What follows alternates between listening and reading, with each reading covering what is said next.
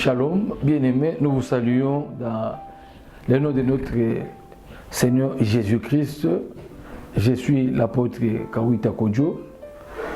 Dieu m'a fait grâce de diriger la mission d'évangélisation du peuple en sigle MEP qui se trouve sur la rue Kelema numéro 27 dans la commune de Kassabou et à Kinshasa. Là, nous sommes dans la République démocratique du Congo.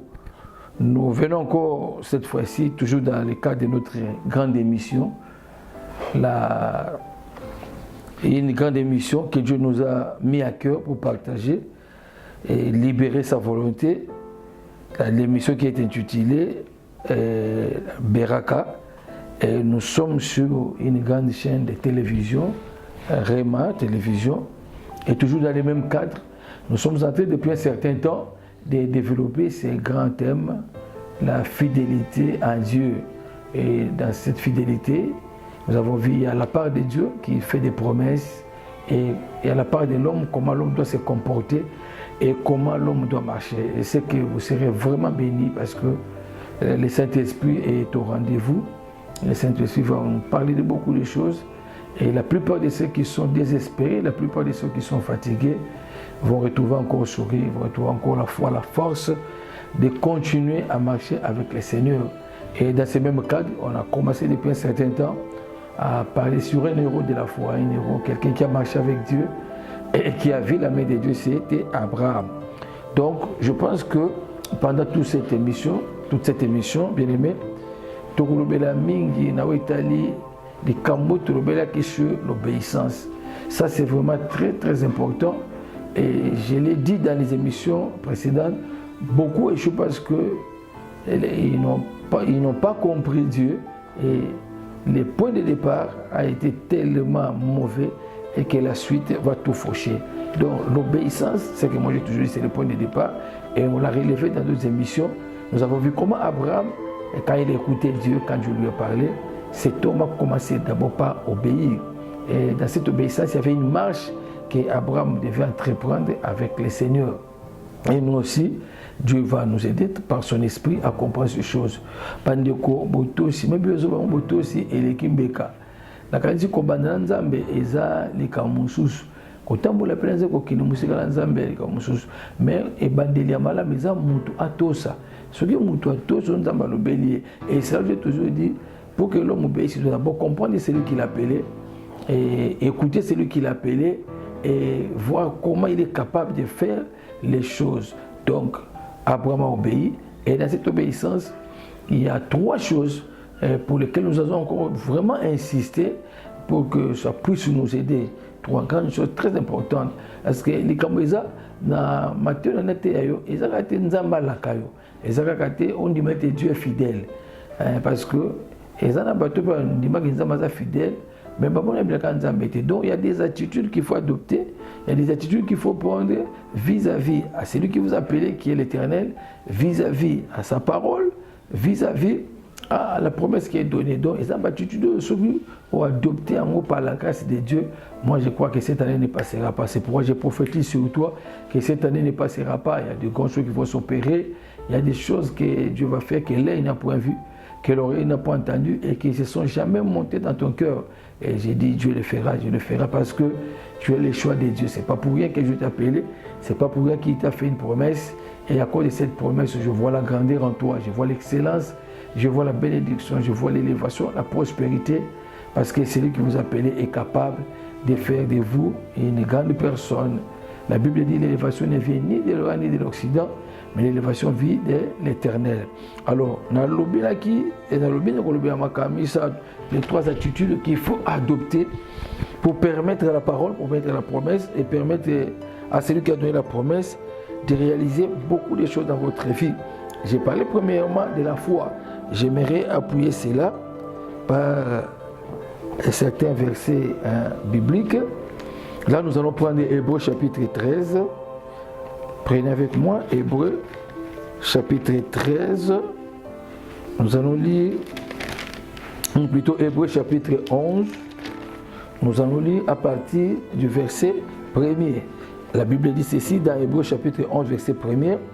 La Bible déclare, or la foi est une ferme assurance des choses qu'on espère, une démonstration de celle qu'on ne voit pas.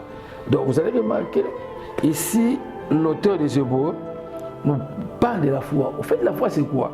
La foi, il y a 3 dimensions. Il y a la première dimension. La Bible dit, la foi est une ferme assurance. Donc, quand on a la foi, on a l'assurance que quelque chose se produira. Et non seulement on a l'assurance, mais il y a non seulement l'assurance, il y a aussi un comportement qu'on doit adopter. Et on doit présenter par rapport à la chose qu'on attend, par rapport à la chose qu'on espère. Alors, quand je parle de la foi, même quand vous regardez dans la vie d'Abraham, vous allez comprendre qu'Abraham était un homme de foi. Et parfois, il était sans enfant, mais Dieu lui dit, compte les étoiles du ciel, il compte les sables de la terre, il compte, et Dieu lui dit, telle ta postérité. Donc, en voyant les étoiles, en voyant les sables de la terre, Abraham croyait à la parole de Dieu, croyait que Dieu était fidèle, qu'il allait faire quelque chose. Donc, bien aimé, je vous invite à continuer à croire, espérer, il y a quelque chose qui se passera. Le Dieu qui a parlé n'est pas un homme pour mentir. La Bible dit qu'il n'est pas un homme pour mentir, mais il est fidèle à sa parole. Continuez à croire et dans votre façon de marcher, dans votre façon de vous comporter,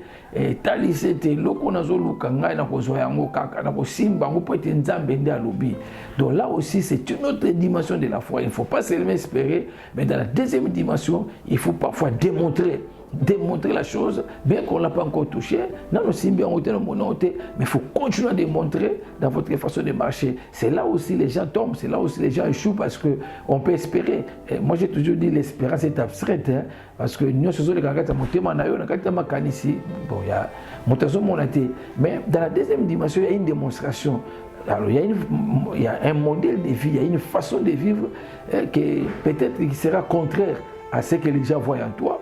De ce moment, c'est Abraham. Désormais, on t'appellera plus Abraham, mais tu deviens Abraham, père de la multitude. Or, à ce moment-là, Abraham n'avait pas d'enfant.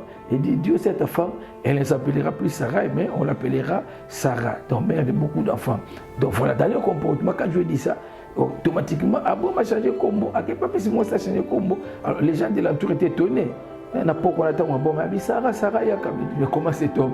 Sa femme s'appelait Sarah, mais comment? Alors, dans la signification du nom, les gens ont compris que voilà, il a changé de nom, ça signifie telle autre chose. Donc, dans la deuxième dimension de la foi, il faut se comporter, il faut présenter des actes, même non seulement des actes, même dans notre façon de parler, il faut que les gens sentent que réellement cet homme s'attend à recevoir quelque chose. Je t'ai béni, mon frère, je t'ai béni, ma soeur, toi qui me suis, que l'onction de la foi te soit communiquée, sois un homme de foi, une femme de foi. Ne désespère jamais. Et confiance à Dieu, marche avec Dieu, tambola nzambe. Bande kwa boma tambola nzambe, amona loboko nzambe. Aboma tambola nzambe, amona bikamo nzambe. Ça c'est la première attitude dont j'ai parlé de la foi. La deuxième attitude, j'ai parlé de la confiance en Dieu. Là, j'aimerais qu'on appuie aussi cela par un verset biblique. Nous sommes toujours dans Hébreux chapitre 11. Nous allons prendre les versets 8 et 9. Hébreux chapitre 11, les versets 8 et 9. Et là, bien aimé, vous allez aussi comprendre, il y a une très grande richesse dans ce que Dieu est en train de nous révéler. Écoutez, la Bible dit, c'est par la foi Abraham a obéi à l'appel de Dieu qui lui ordonnait de partir pour un pays qu'il devait recevoir plus tard en héritage, et il est parti sans savoir où il allait. Là, je m'arrête là.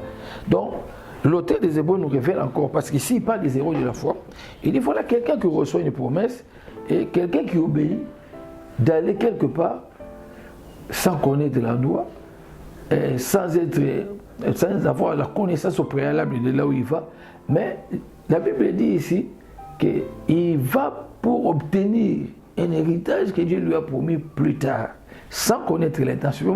Mais ça c'est très important, bien aimé, parce que Dieu n'agit pas dans les temps des hommes, mais Dieu agit dans son temps. Je l'ai dit dans les émissions précédentes, Dieu est dans l'éternité. La Bible dit, il va recevoir un héritage plus tard. Donc là, Dieu ne fixe pas l'étape, Dieu ne fixe pas les moments, mais Dieu promet. Dans l'émission de Gonangaï, quand on attend, on va tout. Parfois, on a découragé pour autres attendre, on va tout. Mais Dieu a un temps pour toi. Et quand le temps de Dieu sonnera, tu vas vivre la gloire de Dieu. Abraham est parti. C'est ça, la confiance en Dieu. La confiance à quelqu'un qu'on croit qu'il est capable, il est au-dessus des situations, il est au-dessus des blocages, il est au-dessus des sorciers. Mais j'aimerais te dire comment nous quitter.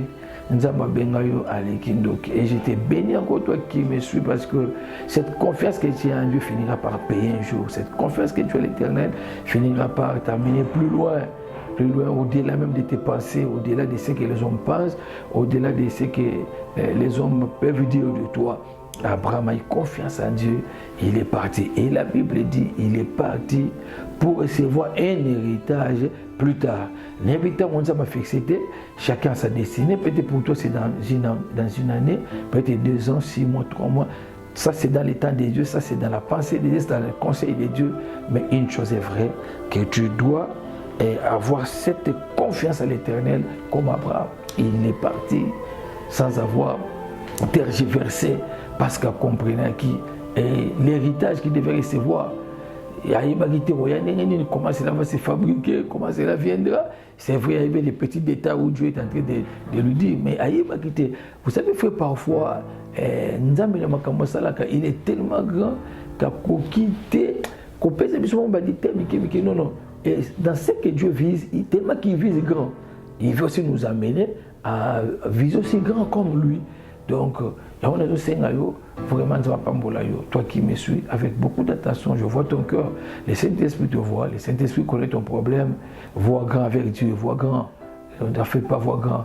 Ne tiens pas compte des circonstances actuelles, ne tiens pas compte des situations dans lesquelles tu vis actuellement, mais vois très grand avec Dieu. Que tes yeux s'ouvrent. Moi, j'ai prié Dieu, que les écailles tombent de tes yeux, que tu vois grand, que tes pensées soient des pensées de grandeur, des pensées de profondeur, des pensées de hauteur. Ne vois plus petit, ne vois plus comme tout le monde. Essaie de sortir du naturel, entre dans le surnaturel, et c'est comme ça que tu verras la gloire. Donc là, j'ai parlé de deuxième attitude à prendre. La troisième attitude, nous allons petit à petit pour terminer notre émission. J'ai parlé des autels. Bien aimé, ça c'est très important, c'est très capital. Là, j'aimerais partir avec Genèse chapitre 13, parce que là aussi c'est très important. Ça c'est une notion qu'on ne peut pas négliger. Et si aujourd'hui nous croyons qu'Abraham est notre père dans la foi, il a marché dans ces choses, nous aussi, nous devons imiter notre père de la foi. Donc, nous sommes dans Genèse chapitre 13, verset 18. La Bible dit, très important, alors, oui, sur verset 18, si je ne me trompe pas, ne me tenez pas à rigueur. Alors, Abraham déplaça son campement, vint se fixer près des chiens de Mamré, aux environs d'Hébron, et il bâtit là un autel à l'Éternel. Amen. Donc, Abraham était quelqu'un qui savait invoquer Dieu, et c'est quelqu'un qui savait adorer Dieu, quelqu'un qui savait sacrifier, parce que on ne devait pas construire un autel dans les plaisirs de construire, mais il y avait des principes établis selon la loi. Donc, Abraham, je prends trois choses rapidement. Abraham était quelqu'un qui savait d'abord, invoquer Dieu, parce qu'à travers l'autel, il savait adorer Dieu à travers l'autel, et il était prêt à sacrifier à Dieu. Bien-aimé, il est très important. Il est très important, ça je l'ai dit, toi qui me suis, que le Seigneur te bénisse. Merci Saint-Esprit, parce que je vois dans la vie de mon frère une forte élévation, je vois il y a des prodiges qui vont s'opérer, que cette parole que tu reçois avec beaucoup d'attention, que cette parole que tu reçois avec beaucoup d'humilité, change ta vie dès maintenant au nom puissant de Jésus-Christ. Alors, j'ai parlé de l'autel, et vous savez bien aimé, ça ce sont des choses dans lesquelles nos patriarches ont marché. Et la Bible dit, même l'Ancien Testament est l'ombre des choses à venir. Donc s'ils ont réussi avec Dieu à travers ces histoires, nous aussi, pourquoi pas les imiter? Les Kamamalam, de quoi ça soit réussi dans la Bible, dans Nzambe, tout ça est là, on peut. Et dans tout ça, Abraham, troisième attitude, à part la foi qu'il avait, à part la confiance en Dieu, mais Abraham a été qui peut cotonguer. Chaque fois que tu as Nzambe, il a cotonguer Nzambe ba hôtel. Il a bâti ba hôtel pour la gloire ya Nzambe. Bolingami, il n'est pas difficile pour toi. C'est vrai, aujourd'hui, nous n'allons pas placer des pierres comme c'était la fois passée, placer des bois. Non, non, non. Bien aimé dans le Seigneur, il y a une façon aujourd'hui de construire un hôtel chaque fois que nous marchons avec Dieu par rapport à ses promesses, par rapport à ses exploits, par rapport à ses révélations.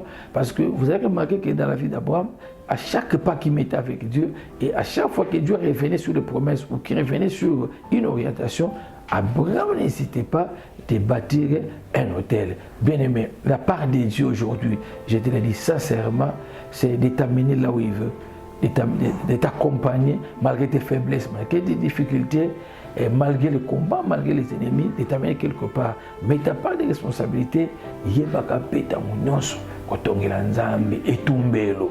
Bolingami, biloko mutu ya oyozanango, et le tumito tumbela nzambe, nako révéler yo.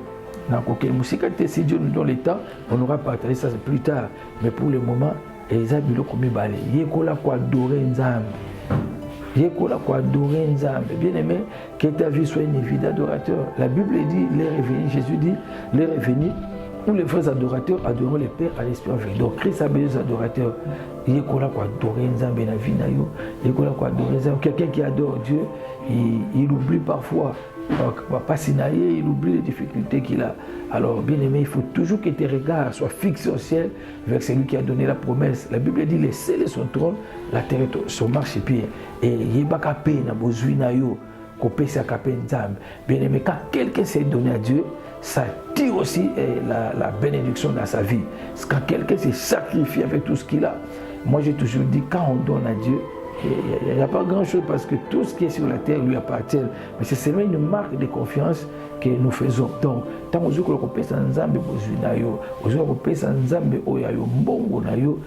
c'est très important. Ça va tirer la bénédiction de Dieu dans ta vie. Ça va tirer la faveur de Dieu. Donc, moi j'ai béni l'Éternel et j'ai béni Dieu parce que si nous parlons de ces choses, ce sont des choses par lesquelles nous sommes passés, bien que notre communauté mais quand même dans notre marche avec Dieu, on a expérimenté certaines choses en pratiquant et moi je vous rassure, chaque fois que je passerai à travers cette émission dans la chaîne la télévision la Rema télévision, ça c'est une grande chaîne de télévision. Moi j'ai béni le Seigneur. Moi j'ai dit c'est un instrument que Dieu nous a donné pour la propagation de l'évangile et surtout avant que le Seigneur revienne. Et j'ai prié Dieu que Dieu bénisse vraiment cette chaîne, après ce matériel à ma case, vraiment tout atteindre. Mais c'est quand nous parlons, nous croyons que le Saint-Esprit est à l'œuvre. Donc on parlera de cela plus tard. Mais pour aujourd'hui, je crois que je suis vraiment béni de vous avoir atteint chez vous à travers cette chaîne. La continue salon, la continue chambre, que le Seigneur soit béni pour ça. Et avant que je ne puisse prier pour toi, je te dis d'abord merci. Merci parce que tu me reçois. Bien aimé, c'est pas facile. Hein? Et là, je suis confiant que en toi la semence de Dieu. Parce que mon la semence en Zab et pour cela, j'aimerais prier pour toi. Tu as un problème, tu es malade, tu as un dossier à déposer quelque part. Bien aimé, mais nous continuons à insister. La chaîne d'Abisso, Rema Universel télévision, la Makasi. Et aussi, même si c'est possible, au Tinabiso à suggestion, écrivez-nous, vous avez l'adresse, où ils vont apparaître au bas, il y a écran d'Abino, comme l'Abiso, la suggestion d'Abino, la critique vous avez bienvenue, et parfois même à sujet des prières, bon, comme l'Abiso, de partout dans le monde, vraiment, nous sommes connectés, bon, quand on a la réponse d'Abino, Dieu va nous faire grâce, donc on atteindrait par rapport, il n'y a pas besoin d'ailleurs. Et là, j'aimerais prier pour vous. Nzambe Asaïd Bikamo. Toi, tu es malade, tu as un problème, vous avez un dossier déposé, tu as un problème de papier. Donc, problème, nous, aux Anango, dans l'Assemblée la Ponayo. Il y a une parole qui me vient en tête, laissez l'esprit inspire maintenant. Puis, les autres, venez, vous tous qui êtes fatigués, chargés, je vous donnerai du repos. Là, j'ai pris Père au nom de Jésus-Christ de Nazareth. J'élève ma main, j'ai pris pour mon frère. J'ai pris pour ma soeur qui me regarde et qui me suit en ce moment. Seigneur, il est écrit, rien n'est impossible à toi. Que tous ceux qui sont malades reçoivent leur guérison maintenant au nom de Jésus. Que l'onction de guérison pénètre ton corps et te libère de cette maladie. dans le nom de Jésus. Nous sommes bengani yango na kombo na Yesu. Visitation nyonso satanique eza musika na yo. Mabala nyonso butu na bomi yango na kombo na Yesu. Nzambe bikuke kangama kifungwama. Que les portes de gloire, d'élévation, de succès vous soient accordés au nom puissant de Jésus-Christ. Soyez bénis. Que les ciels vous soient favorables. Que la pluie de l'avant-saison et de l'arrière-saison tombe sur vous. Au nom de Jésus. Amen.